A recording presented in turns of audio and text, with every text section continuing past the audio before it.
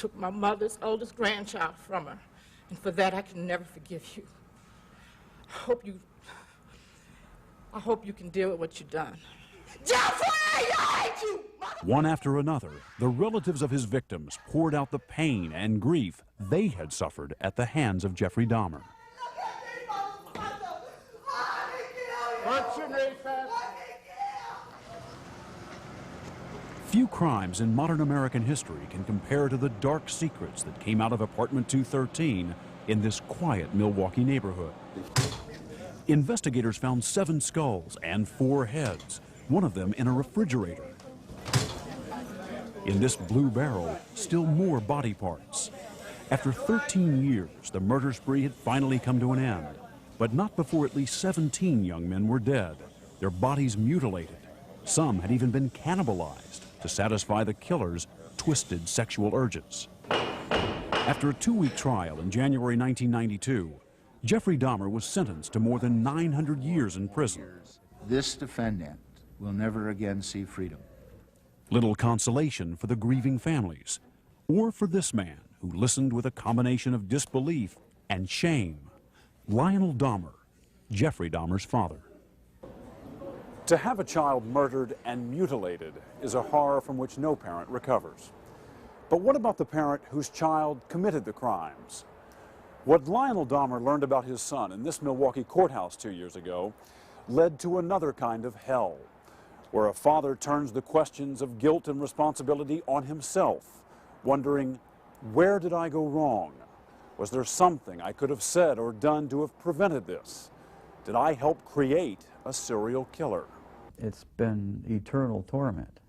57-year-old Lionel Dahmer, a research chemist, has confronted some of the most painful questions any parent could ever ask.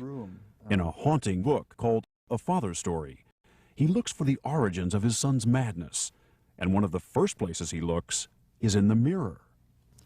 As I began to confront Jeff's childhood imaginings, it became clear to me that they had not always been wholly different from my own.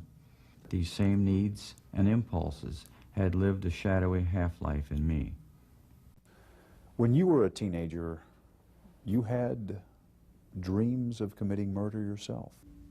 Almost always after I was either physically or in some other way harassed by bullies, I would wake up, say, the next morning, and I would have this feeling that I had hurt someone, that I had maybe hurt them badly, that I had killed them.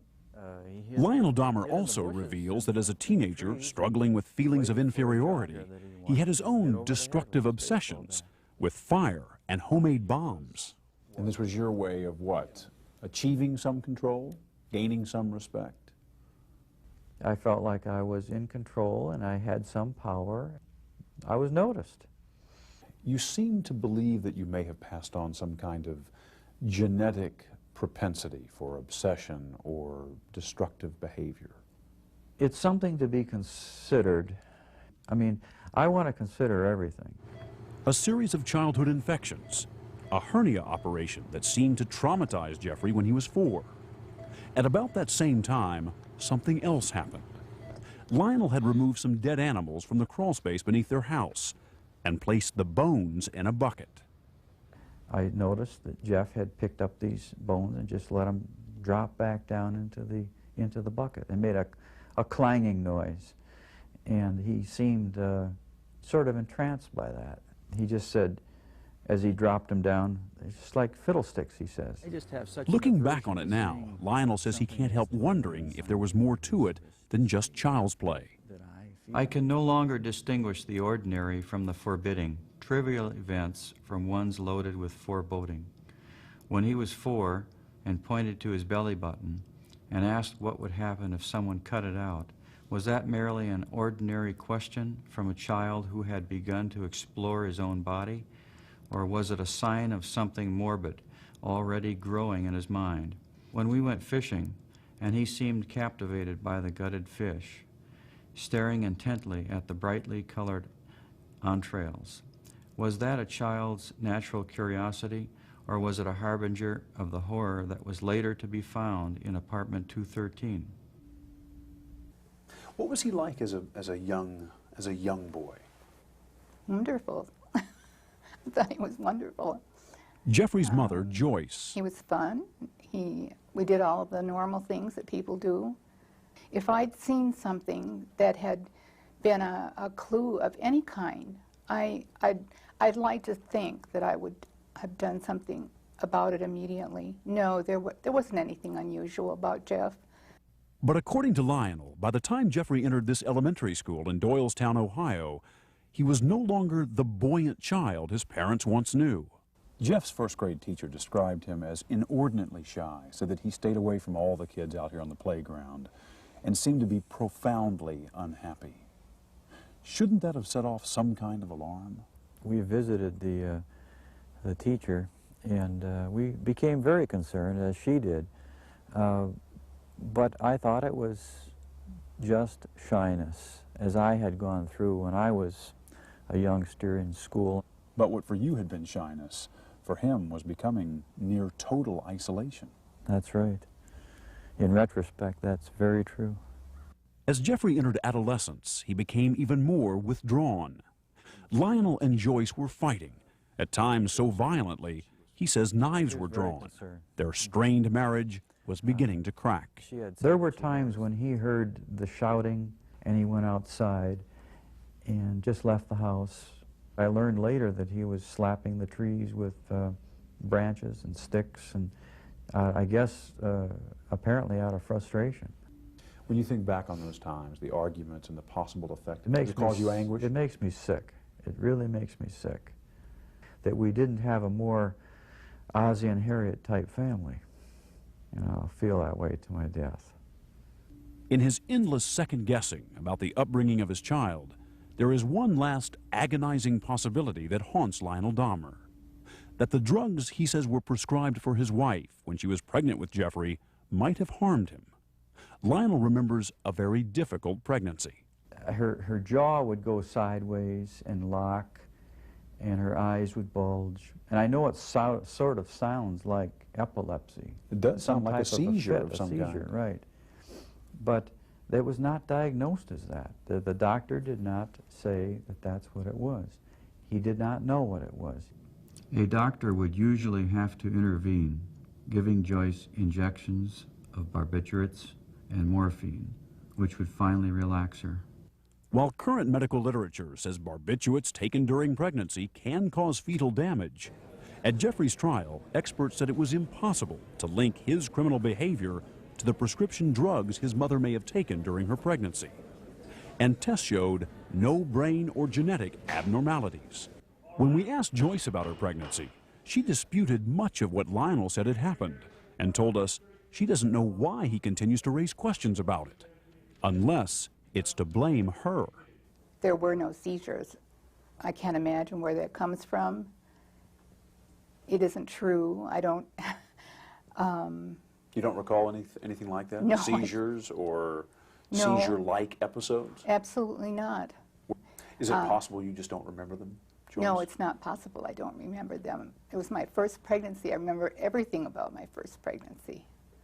Were you prescribed medications, including morphine, barbiturates?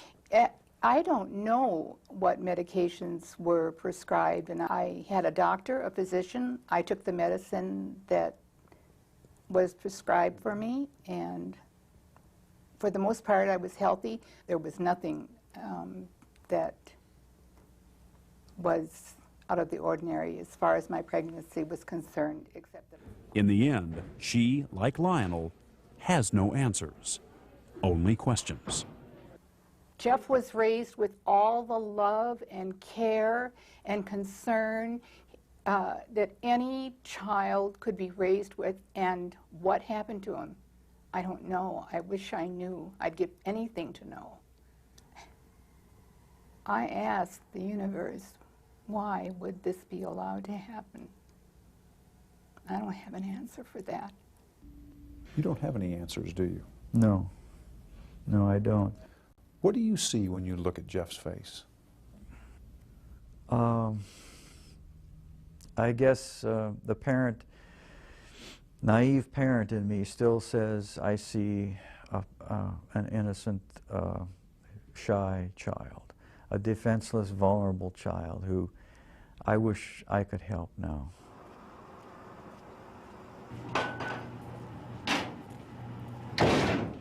Go, Jeff. Every month, Lionel Dahmer, along with his second wife, Sherry, makes the 11-hour drive from their home in Ohio to the Wisconsin prison, where his son will spend the rest of his life. Except for the guard towers, you wouldn't really see right away that it is a prison. Though father and son have spent many hours together during these regular visits at the prison, incredibly, they've never talked about the horrific crimes that have made the name Dahmer so infamous. They've never talked about Jeffrey's childhood, or the many questions Lionel has had about why Jeffrey did what he did, until now. Hi, Jeff. Sherry, how are you? Good to see you. It's good to see you. The two of you never really communicated all that much, did you, father and son? Not on any deep level, no. We talked about superficial things. Never really had a real deep heart-to-heart talk about what was going on inside our own minds. Why do you think that was? Because from about 15 years on up, a great deal of my thoughts were basically unshareable. As a teenager, there were many things Jeffrey felt he couldn't share with his parents. But in Lionel Dahmer's home, one subject was particularly taboo. Did you ever consider talking to your parents, to your dad, about homosexuality? Is that something that you felt you could ever raise? Early on, I really didn't know that much about it myself. All I knew was that it was something that was to be kept hush-hush, not talked about, not even thought about. So I just kept it all within me and never talked about sexual issues at all, really, with anybody. If Jeff had come to you and said, "Dad, I'm a homosexual," how would you have reacted?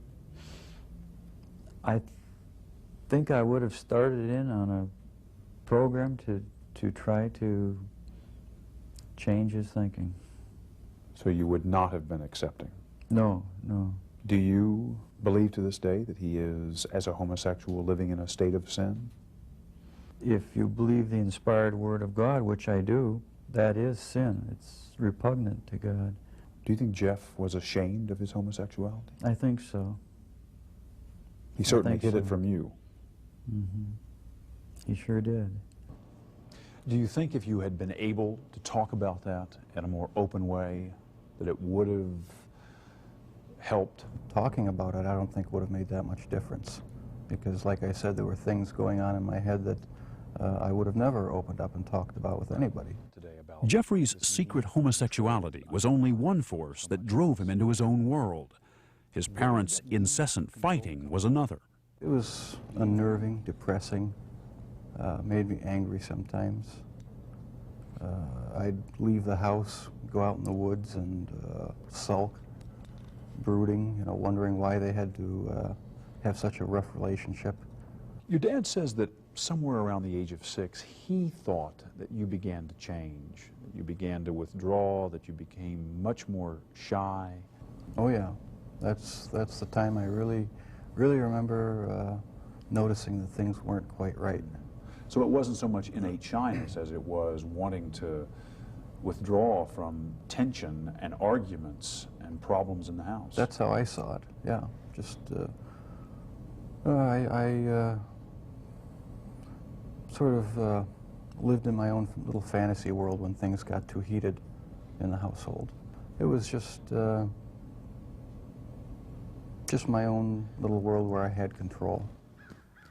That fantasy world may have been Jeffrey's retreat from violence as a boy, but as he grew up, it would become a world filled with violence. Maybe I felt I had no control as a child or young adult, and that got mixed in with my sexuality, and I ended up doing what I did was my way of feeling in complete control, at least for that situation.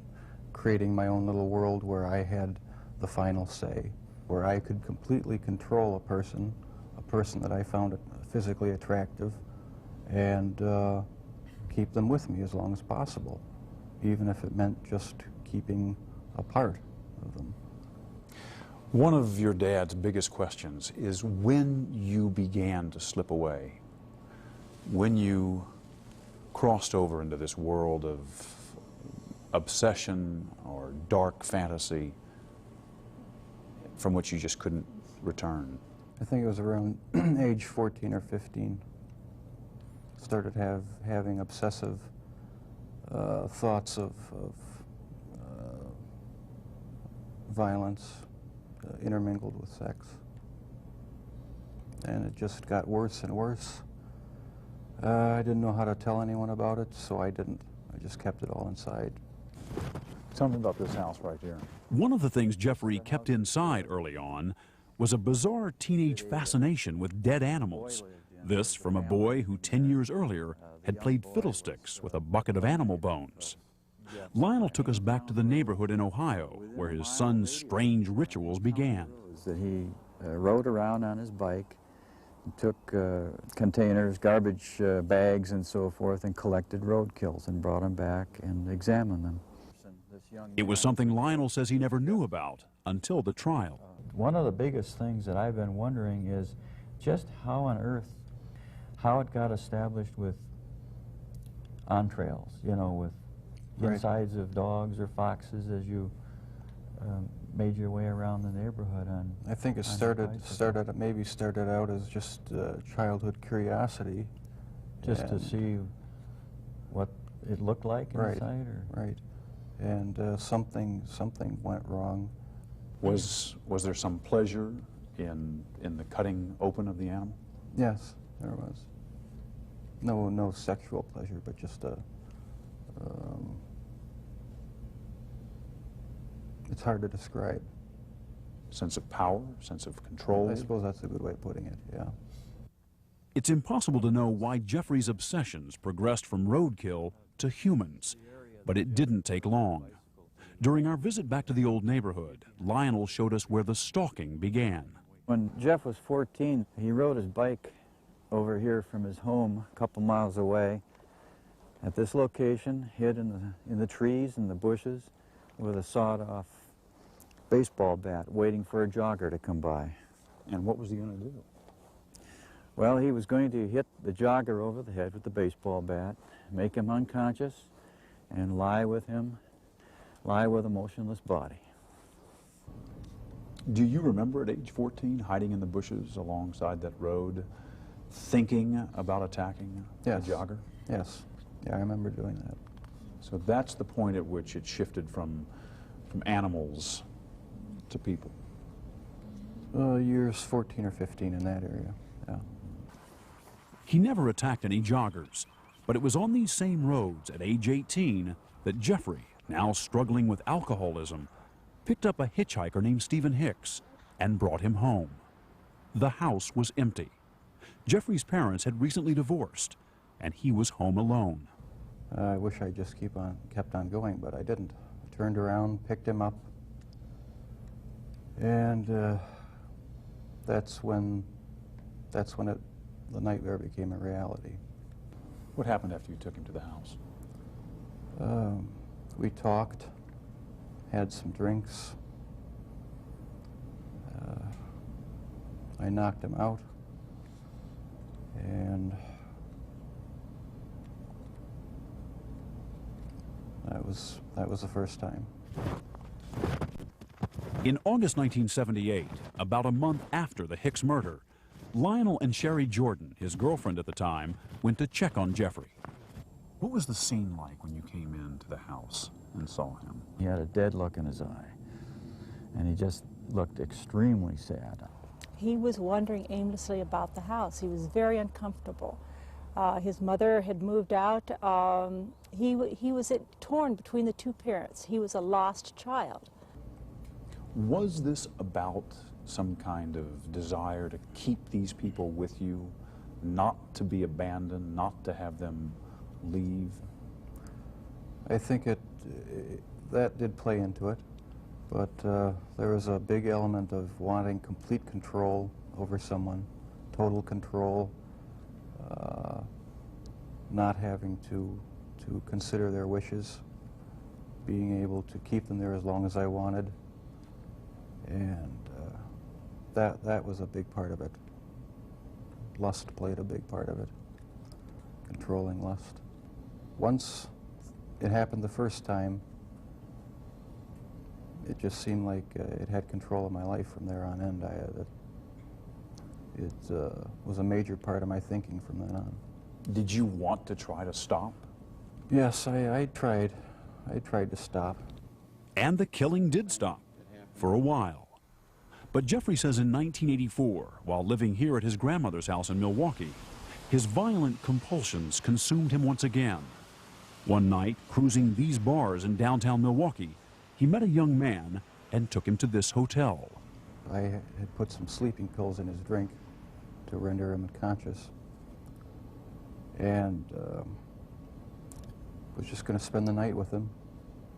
When I woke up in the morning, my forearms were bruised, and his chest was bruised, and blood was coming out of his mouth.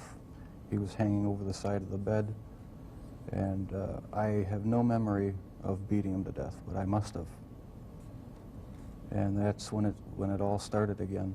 And once it started again, you found it impossible to stop. Right, that's when the obsession went into full swing. My only objective was to find the best-looking guy that I could. I went to bathhouses, I went to bars, shopping malls. Their sexual preference didn't matter to me. Did their race matter to you? No, their race didn't matter to me. The first two young men were white. The third young man was American Indian. The fourth and fifth were Hispanic. So no, race had nothing to do with it. It was just their looks. Was it the killing that excited you, or is it what happened after the killing? No, the killing was just a means to an end. That was the least satisfactory part. I didn't enjoy doing that. That's why I tried to create living zombies with muriatic acid in the drill. One of those failed experiments to create a living zombie was conducted on this 14-year-old boy. Jeffrey had drilled a hole in his head and poured in acid, a crude attempt at lobotomy that none of his victims survived. No, the killing wasn't the objective. I just wanted to have the person under my complete control to do with as I wanted. It's not easy to say that, but that's what the motive was. Was there something sexual in the dismemberment of the bodies for you? As time went on, yes, I did get there was a sexual part to that. I started saving the skeletons and preserving other parts, and one thing led to another. It took more and more deviant type behaviors to satisfy my urges, and so it just spiraled out of control. Why the cannibalism? That was another step. It made me feel like they were a permanent part of me. Besides the just mere curiosity of what it would be like, it made them feel that they were a part of me, and it gave me a sexual satisfaction to do that. How did Jeffrey Dahmer get away with his murderous acts for as long as he did? As we found out talking to both him and his father, Jeffrey was not only a highly efficient predator, he was also a consummate liar. I had to do a lot of lying, a lot of covering up, a lot of pretending. Were there times when your dad may have been closer to discovering what was going on than even he knew? The box incident was about as close as it came, yeah. The so-called box incident happened in 1989. when Jeffrey had already killed at least 5 young men. It was about a 1-foot square box, metal and wood box. My dad one week came to visit and happened to see it, and he was wondering what was in it. He didn't know. Nobody knew. And I said, "Jeff, open it up. I just want to see what's in there." We got into a bit of an argument because I wouldn't open it up. And I said, "Jeff, open it up, or I'm going to just take it down into the basement and get a screwdriver or something and open it up." I was thinking, I've got to stop this from happening. He got angry, very visibly agitated. I thought, you know, it's all going to come crashing down now. Not fathoming what could be in that box, I said, "Okay, we'll just open it up tomorrow then, and then let's get rid of it, whatever it is." What was in the box? The mummified head and genitals of a young man I met in one of the bars down in Milwaukee. But the box was never opened, not in my dad's presence. And so the lies continued. And so did the murders. I didn't have to be accountable to anybody. I felt that I could keep it in my own secret little world, keep everything under control, and would never have to deal with the consequences. And so things just progressed from bad to worse. Your dad has wondered about all kinds of things, from the medication that your mom was on during her pregnancy, to the fact that you were exposed to violent arguments in the home from an early age and continuing, to the possibility that he might have passed on some genetic propensity for obsession or violent behavior. Does any of that ring true to you?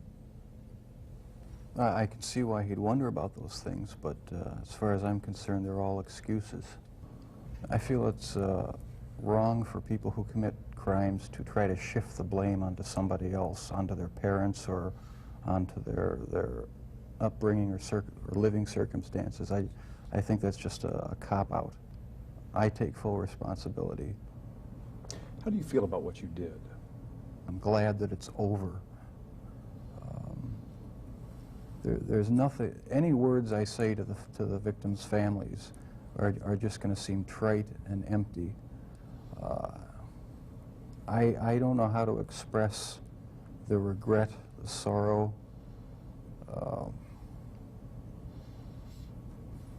that I feel for what I've done for their sons. I can't find the right words. Is it still there, Jeff? Does it ever go away? In part, no, it never completely goes away. I'll probably have to live with it for the rest of my life. I wish it would go away. I wish there was some way to completely get rid of the compulsive thoughts, the feelings. It's not nearly so bad now that there's no avenues to actually act on it. But no, it never seems to go completely away. So the thoughts still come to you? Sometimes, yeah. When our interview at the prison ended, Jeffrey said goodbye to his father. But on his way back to his cell, something caught his eye. Just a point of interest, that's the type of box. This is the type of box? Exactly, yeah, a little bigger. That's exactly what it looked like? Right.